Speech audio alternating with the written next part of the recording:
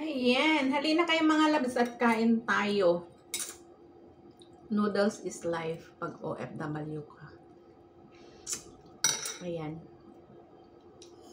Halina kayo at sabay nyo akong kumain. Noodles ang aking pagkain ngayon. Tanghalian.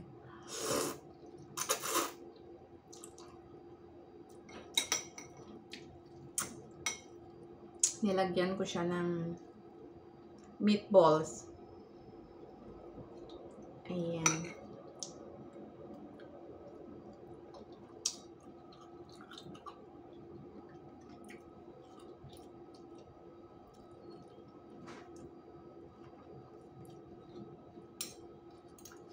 Mainit.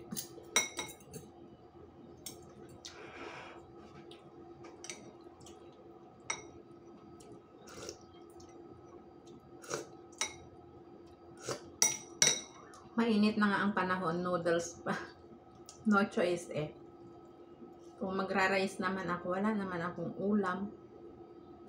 So, mag-noodles na lang.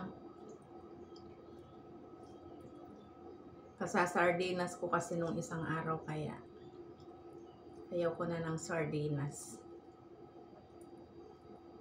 Baka bukas ulit sardinas. Sardinas, noodles, ganun lang ang buhay ng kunyang ng katulong sa Hong Kong.